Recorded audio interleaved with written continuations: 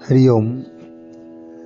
সকলকে গীতা পাঠের এই ৫৬তম পর্বে অনেক অনেক নমস্কার, অভিনন্দন, স্বাগত।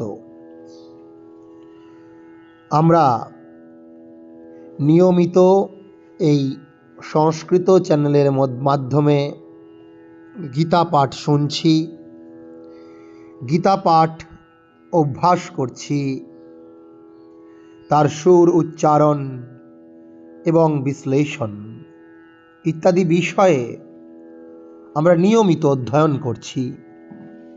আজকে আমাদের এই ৫৬তম পর্বে আলোচ্য বিষয় শ্রীমদ্ভগবদ্গীতার ২য় অধ্যায় সাংখ্যযোগ, শ্লোক সংখ্যা 61। এই শ্লোকের মূল বিষয়বস্তু হল ইন্দ্রিয় সংযম। ইতিপূর্বেই ইন্দ্রিয়গুলির ক্ষমতা সম্বন্ধে শ্রীকৃষ্ণ অর্জুনকে উপদেশ দিয়েছেন।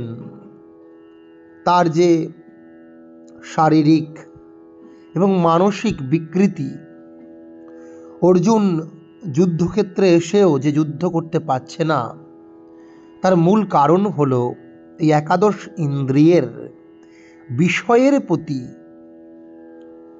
আসক্তি, বিষয়ের প্রতি ধাবিত হওয়া।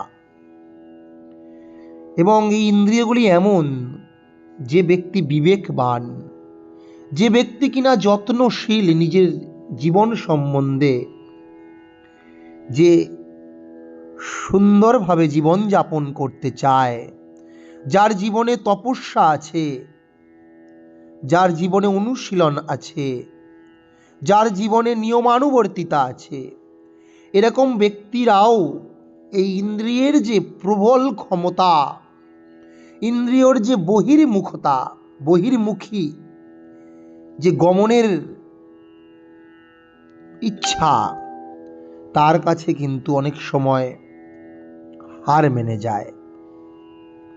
আজকের ৬১ নম্বর শ্লোকে ভগবান শ্রীকৃষ্ণ অর্জুনকে কি বলছেন, যে যদি ইন্দ্রিয়গুলোকে সংযম করে সেই পরমাত্মার প্রতি বা অন্তরাত্মা, তার প্রতি যদি নিবেদিত চিত্ত হওয়া যায়, শরণাগত হওয়া যায়, তবে সেই ব্যক্তি কিন্তু স্থিতপ্রজ্ঞ ব্যক্তি। তখন বলা হয় তার বুদ্ধি প্রতিষ্ঠিত হয়েছে, সেই কিন্তু আত্ম উপলব্ধি বা নিজের স্বরূপ উপলব্ধি করতে সমর্থ হবে। কি বলছেন শ্রীকৃষ্ণ? তানি সর্বাণি সংযম্য যুক্ত আসীত মৎপরঃ। তানি সর্বাণি সংযম্য যুক্ত আসীত মৎপরঃ। বশে হি যস্যেন্দ্রিয়াণি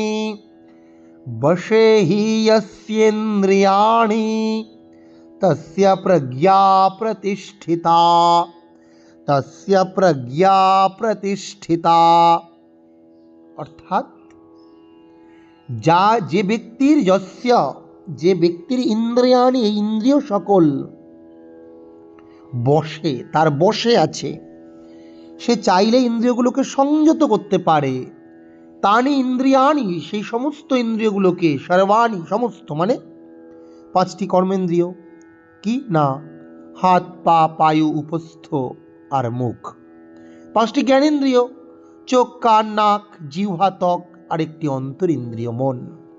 এই সমস্ত ইন্দ্রিয়গুলোকে যে ব্যক্তি সংযত করতে পারে এবং এই ইন্দ্রিয়গুলি যার বশে আছে, সেই ব্যক্তি আসলে যুক্ত আস্থিত মৎপরঃ, ভগবানের চিন্তায়, ভগবানের ধ্যানে, ভগবানের প্রতি সম্পূর্ণরূপে সেই ব্যক্তি কিন্তু মৎপর হয়েছে, অর্থাৎ ভগবানের প্রতি আসক্ত হয়েছে, ভগবানের প্রতি নিবেদিত চিত্ত হয়েছে। তখন কিন্তু তার প্রজ্ঞা প্রতিষ্ঠিতা, তার বুদ্ধি, তার জ্ঞান, তার ধী, তার স্মৃতি কিন্তু প্রতিষ্ঠিত হয়েছে, লক্ষ্যে অবিচল হয়েছে, সেই কিন্তু লক্ষ্য পূরণ করতে পারবে। অর্থাৎ এটাই আজকের শ্লোকের মূল তাৎপর্য। অর্জুনের এখানে মূল লক্ষ্য কি? অধর্মকে নাশ করা, ধর্মকে প্রতিষ্ঠা করা। ধর্মই হচ্ছে জ্ঞান। আর এই ধর্মরূপ প্রজ্ঞা তখনই প্রতিষ্ঠিত হবে যখন তার ইন্দ্রিয়গুলি তার নিজের বশে থাকবে এবং ইন্দ্রিয়গুলোকে সে সংযত করে ভগবানের প্রতি সে শরণাগত থাকতে পারবে। অর্থাৎ সে আত্মোপলব্ধি বা নিজের অন্তরের দিকে সে দৃষ্টি দিতে পারবে। সে বাহিরে যে শরীর, যে নশ্বর, যে জরাগ্রস্ত, যে ব্যাধিগ্রস্ত যে শরীর, পিতামহ হোক, পিতামহ, শ্বশুর শালা সম্বন্ধী আত্মীয় স্বজনদের দেখে সে বিচলিত আর হবে না। কারণ সে জানে এই সমস্ত কিছুর মধ্যে অনুস্যূত হয়ে আছে সেই একই পরমাত্মা। পরমাত্মার কিন্তু কোনো মৃত্যু নাই, পরমাত্মা অজর অমর অব্যয়। এই জ্ঞান যখন তার হবে তখন তার প্রজ্ঞা প্রতিষ্ঠিত হবে। তাই ইন্দ্রিয়গুলোকে খুব দৃঢ়তার সঙ্গে সংযত করতে হয়, ইন্দ্রিয়গুলোকে দৃঢ়তার মাধ্যমে বশে আনতে হয়। ইয়াততো হিয়পি কন্তেয়, ভগবান শ্রীকৃষ্ণ আগেই বলেছেন, হে কন্তেয় তুমি জানবে পুরুষস্য, পুরুষের, কোন পুরুষের? যে ব্যক্তি যততা যত্নশীল বিপশ্চিত বিবেকবান ইন্দ্রিয়াণি প্রমাথানি, ইন্দ্রিয়গুলো অত্যন্ত প্রবল এবং প্রসবম বিক্ষোভকারী, হরন্তি মন, তাদের মনকে হরণ করে নিয়ে যায়। তাই তানি সর্বাণি সংযম্য, এই সমস্ত ইন্দ্রিয়গুলোকে সংযত করে যুক্ত আসীত মৎপরঃ, যে ব্যক্তি ভক্তিপরায়ণ হয়ে তার ইন্দ্রিয়গুলোকে সম্পূর্ণরূপে বশীভূত করেছেন, ভক্তিপরায়ণ হয়ে যে আমি করব, এটাই আমার উদ্দেশ্য, ধর্ম প্রতিষ্ঠা করা।